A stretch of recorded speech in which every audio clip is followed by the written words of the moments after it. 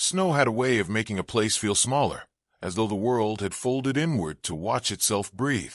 I remember that winter in Frost Creek the way an old scar remembers, cold, sharp, exact, impossible to forget. The train arrived late, iron wheels screaming against frozen rails, and when it finally sighed to a stop, only one woman stepped down. Clara May Whitlock wore the look of someone who had already practiced disappointment in private, so it wouldn't show in public. Her coat was thin for the season, her gloves mended at the fingertips, and in her hand she carried a single valise that seemed lighter than the promise that had brought her there. The platform was nearly empty, just wind and a lantern swinging like a tired eye. Clara scanned the shadows until she saw him, Elias Crow, standing a little apart, had brim low, shoulders squared as if bracing against more than the cold. He had the build of a man shaped by work rather than intention, broad and quiet, with grief settled into him like an extra bone. For a moment neither moved. Snow drifted between them, slow as breath, and the world waited. He tipped his hat, polite but distant, and took her bag, without touching her hand. The walk to his ranch was wordless, boots crunching in unison, their shadows long and thin against the snow. Clara noticed everything, because she had learned that noticing was a form of survival. The way his house stood alone against the hills, the light burning in one window, the fence mended with care. She imagined herself inside that light, imagined warmth, imagined belonging. Hope is a dangerous thing in winter. Inside, the house smelled of wood smoke and restraint. Elias set her valise down and did not invite her to sit. He removed his glove slowly, as if each finger needed time to decide what it was willing to do. When he finally spoke, his voice carried the weight of something rehearsed and still painful. He told her he was sorry. He told her he could not go through with it. He spoke of a wife buried 2 winters ago, of a house that had learned to echo, of a town that watched too closely. He said it would not be right. Clara listened without interrupting, her face calm in the way women learn to be calm when there is nowhere else for the feeling to go. When he finished, she nodded once. "I'll leave at dawn," she said, not as a plea but as a promise to herself. The words hung between them, clean and final. Elias reached into a drawer and placed a small stack of bills on the table, as if money could soften the shape of what he had done. She did not touch it.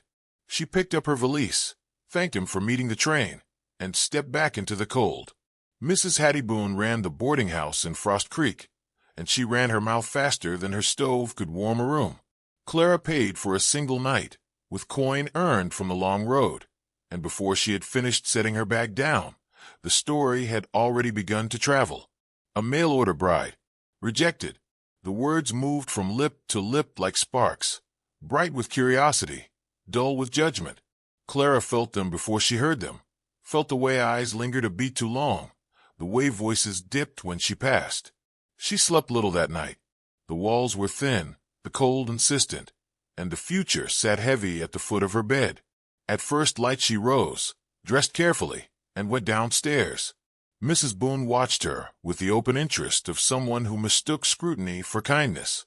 Clara asked if there was work to be had.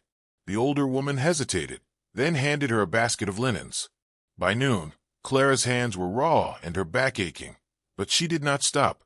There was a dignity in movement, in earning one's place for an hour at a time. The town revealed itself to her in fragments. Children watched from doorways, curiosity softening their faces. Men paused in their conversations, measuring her with glances that slid away when met. She heard her name spoken as if it were a question mark. At the sheriff's office, Thomas Calder observed her from beneath his hat brim, his expression unreadable, as if he were waiting to see which way the story would turn. Elias saw her too, though he pretended not to. From the edge of town, he watched her carry water, watched her bend over work meant for younger backs. Guilt followed him home like a second shadow. He told himself he had done the right thing, that solitude was safer than hope. Yet that night, after the fire had burned low, he split extra wood and carried it through the dark. He stacked it neatly behind the boarding house, said nothing, and left before he could be seen. Clara found the wood in the morning. She rested her hand on the rough bark, feeling the warmth that would come later, and for the first time since stepping off the train, She allowed herself a breath that did not hurt. She did not thank him. He did not ask her to stay. Something quiet passed between them, a recognition that did not need words. The weather turned mean by afternoon. Clouds rolled in heavy and low, pressing the world flat. Clara finished her work early and returned to her room, packing what little she had. She laid the letter that had brought her west on the bed, smoothing its creases. Outside, the first hard flakes began to fall, fast and unforgiving. By nightfall, the wind howled like a living thing, and Frost Creek drew inward, doors barred, fires fed. Elias stood at his window, watching the storm claim the road. He thought of Clara alone in a narrow room, of the promise she had made to leave at dawn. He told himself the storm would pass, that she would find her way. Yet unease settled into him, heavier than snow. The night stretched on, long and listening, and somewhere between regret and resolve, the world held its breath. Morning did not arrive so much as it was discovered, pale and reluctant beneath the sky still bruised with storm. Snow lay in drifts as high as the fence rails, erasing the road Clara had meant to take.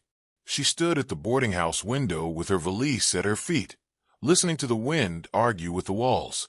Leaving had been an act of dignity, but staying required permission she did not yet have.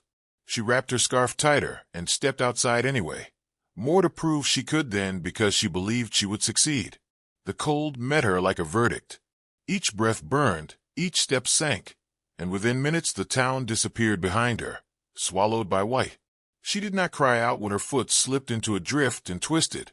She bit down on the pain and kept moving until the world tilted and she went down hard. Lying there, snow filling the space where her warmth had been, she thought of how small a life could become when no one was looking. The thought did not frighten her as much as it should have. It felt familiar. Elias found her because he had been riding since before dawn, because the storm had not loosened its grip on him either. He saw the dark shape against the snow and felt something in his chest give way. He dismounted, his movements careful, reverent, as if approaching a wounded animal. Clara was conscious, her eyes clear despite the pain, and when she saw him, she did not apologize, did not explain. She simply nodded, accepting help the way one accepts weather. He wrapped her in his coat and lifted her with more tenderness than he had allowed himself in years. The ride back was slow, the wind still sharp, but the world narrowed to the sound of the horse's breath and the steady beat of Elias's heart beneath her ear. She did not speak. Neither did he. Some truths require silence to be believed. Inside the ranch house, warmth returned in layers.